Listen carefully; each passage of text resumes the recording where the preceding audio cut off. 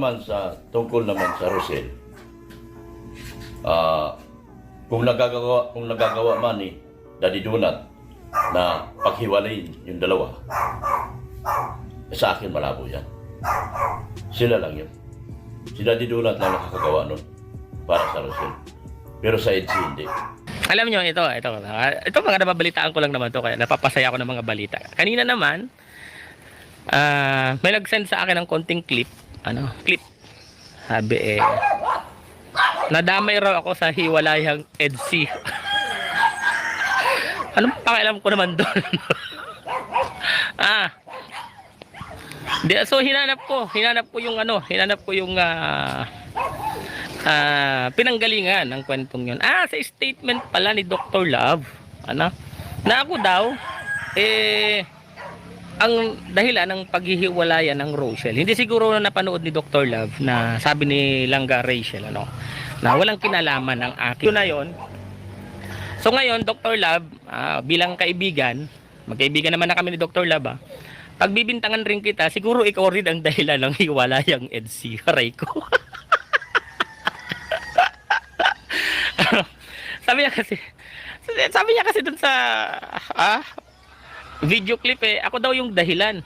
Kung sa Rochelle daw, si Daddy Donut daw ang dahilan ng hiwalayang EDSI. Ay lang hiwalayang Rochelle. Di ba? Nabintangan ako ni Dr. Love. So wala naman siguro Dr. Love masama kung pagbibintangan rin kita na ikaw rin ang dahilan ng hiwalayang EDSI.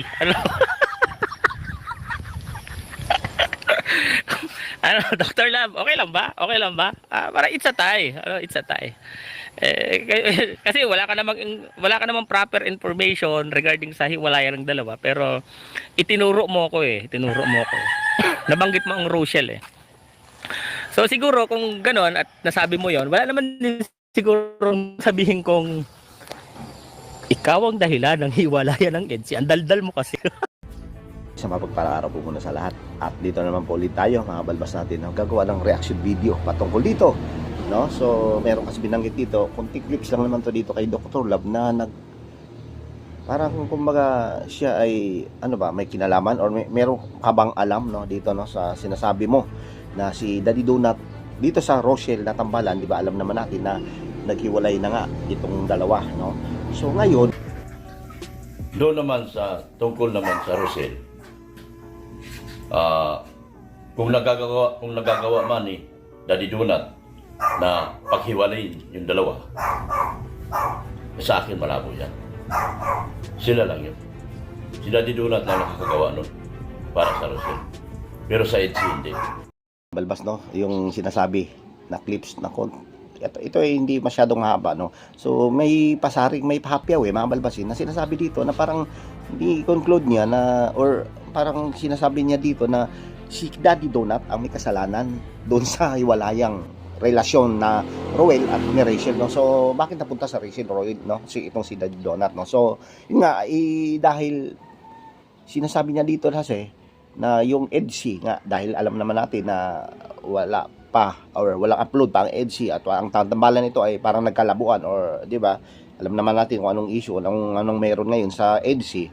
So ngayon parang ginawa niya example, no, pinagbasihan niya, para bang sinasabi niya rito na pinaghahambing, no, na kung yan man ay nagawa ni Daddy D, dapat hindi siya nagbitaw ng ganong mga sinasabi niya, dahil parang, di ba, nagtitrigger ito na sasagutin siya sa kabila or ni Daddy Donut dito, mga balbas natin. Kaya siguro, no, sa iba, sa opinion namin, no, sa mga reaction ng iba, ay hindi naman dapat na ipagkumpara ang Rochelle tandem or itong Rochelle na hiwalayan dito sa hiwalayang EDSI na tambalan, no, di ba? So nabanggit ito ni Daddy D, ni Dr. Love, pero hindi dapat niya banggitin ito dahil marami ang makakapanood, marami ang sa social media tayo, Kaya syempre, di ba, magti-trigger ito at kamasisi or di ba, mali ang ginawa mo, Dr. Love, dahil bakit mo pinaghihiwala o pinagkambing ang EDSI doon sa hiwalayang Rochelle, no? So bakit napunta ka kay Rochelle na dito ka lang dapat sa EDSI? Ikaw yung admin dyan, ikaw yung sinasabi dito founder ng EDSI, at hindi mo magagawa na bakit ginawa mong parang halimbawa itong si Daddy Donut, kung ano ba, no, ang nangyari, wala naman pakialam kasi ang tulad ng sinasabi ni Daddy Donut, no, na hindi at wala siya kinalaman. Si Rachel na mismo ang nagsasabi na walang kinalaman si Daddy Donut doon sa hiwalayan. Yan yung sinasabi, no. So ngayon, mabalbas natin, merong welta itong si Daddy D. Kaya yari na ito, no, magkakaroon ng hidwan at meron na namang sagutan ito, kaya abangan, at ito yung sinasabi ni Daddy D. Mabalbas natin. Alam nyo, ito mga nababalitaan ko lang naman to, kaya napapasaya ako ng mga balita. Kanina naman, may nag-send sa akin ng konting clip. Sabi nadamay raw ako sa hiwalayang EDSI. Anong pakialam ko naman doon? So hinanap ko yung pinanggalingan ng kwentong yun. Sa statement pala ni Dr. Love, na ako daw, ang dahilan ng paghihiwalayan ng Rochelle. Hindi siguro na napanood ni Dr. Love na sabi ni Langga Rachel, na walang kinalaman ng akin. Yun na yun. So ngayon, Dr. Love, bilang kaibigan, magkaibigan naman na kami ni Dr. Love, pagbibintangan rin kita, siguro ikaw rin ang dahilan ng hiwalayang EDSI. Haray ko.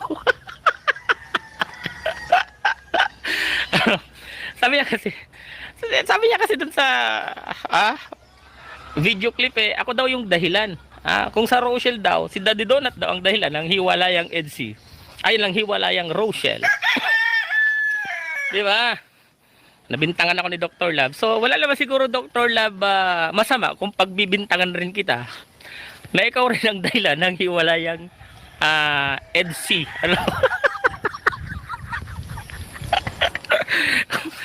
Dr. Love, okay lang ba? Okay lang ba? Para it's a tie. It's a tie. Kasi wala ka namang proper information regarding sa hiwalayan ng dalawa, pero itinuro mo ko. Nabanggit mo ang Rochelle. So siguro kung ganon at nasabi mo yon, wala naman din siguro sabihin kong ikaw ang dahilan ng hiwalayan ng EDSI. Ang daldal mo kasi.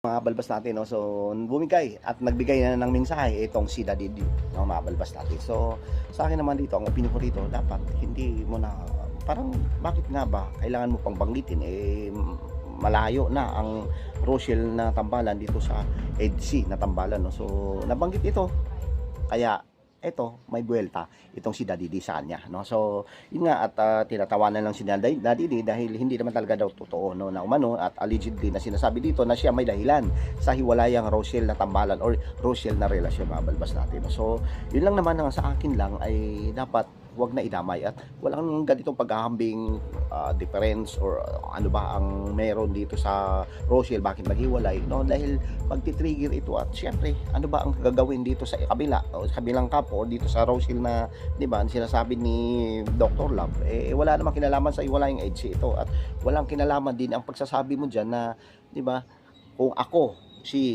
ito nga, no, kung nagawa, no, sinasabi niya dito na kung nagawa ng ni Daddy D na paghiwalayin ang Rochelle, mabalbas natin, ay malinaw sinasabi niya na parang tinuringan niya na, di ba, hindi naman dapat dahil hindi at wala naman talaga daw kinalaman itong si Daddy D sa hiwalayan. Mismo na po si Rachel ang nagsasabi, no? So bakit nadamay, no? Ayun, marami ang nagre-reaction ngayon. Siyempre, di ba, yung iba dyan, magkomento nga kayo kung ano ba ang dapat, no? Pero sa atin, ang sinasabi natin dito ay hindi na makialam dapat o wala na sana siyang binanggit dito. Alam mo naman natin sa social media ay magti-trigger ito at magbibigay din at magbibeltahan na ito at magkakaroon ng issue pa ito, no, mga balbas. Nandun na nga at nagkaroon na nga ng sagutan at sinagot ka siya mismo ni Daddy D na ikaw ang daldal mo kasi, no? So yung pagiging mas maganda sana kung less talk or di ba, mas eto nagkamali na nga si ano, no, dito si Dr. Love, ang mangyayari dito ay dapat hindi na, no? So maraming magreaksyon dito, mga balbas, kaya abangan natin ang susunod pa at bibigay natin kung ganito kasi ang opinion ko dito, kahit naman kayo, no, wala na sanang banggitin na ganoon dahil hindi naman nakikialam ang Rochelle dito sa tambalan na ito or sa sinasabi mong, di ba, bakit mo ginagawang example ang Rochelle dito sa sa hiwalayang EDC na mga balbas natin, no? So mali na naman si Doc dito at mababash na naman dito si Doc at Dr. Love, mga balbas natin. So yun lang naman po ang ating reaction for today at opinion, no? Sana mag-like, share naman po tayo at syempre sino ba ang hindi pa nakapag-subscribe, sana kung nagustuhan niyo po ay subscribe na po ang channel. Thank you, God bless at mabuhay po tayong lahat. Bye bye.